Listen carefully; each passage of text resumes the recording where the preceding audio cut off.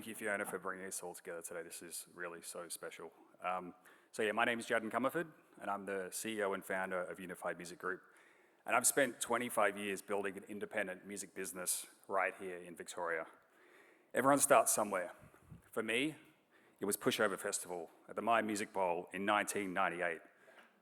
I was 14 years old, and shortly after that, I joined my local freezer committee, which was run by the Push, and I helped to put on shows at the McLeod YMCA.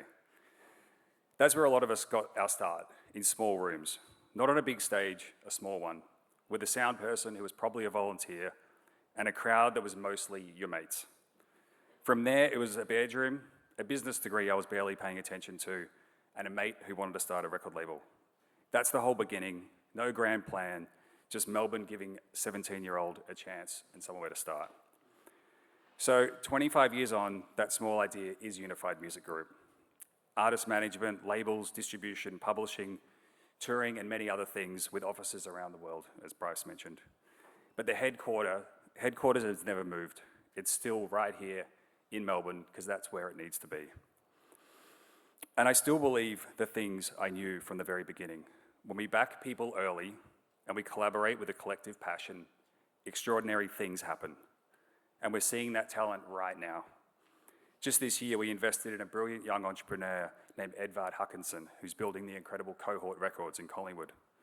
We're also partnering with the next generation of music promoters. Chloe, Caleb, and Tej from Good Music are selling out venues in Brunswick and Fitzroy every single week. And look at the artists coming out of this state. Young artists like Lucky from Staghorn Flat. She's an incredible breakout star who was recently named an NME's Global 100 Artists to Watch.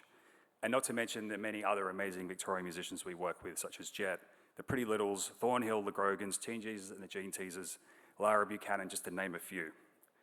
The future of Victorian music is happening right here, right now. In 2013, a Victorian artist named Vance Joy released a song called Riptide. That track is still the most streamed Australian song in the world. And it is the 19th most streamed song ever on Spotify with almost 4 billion streams.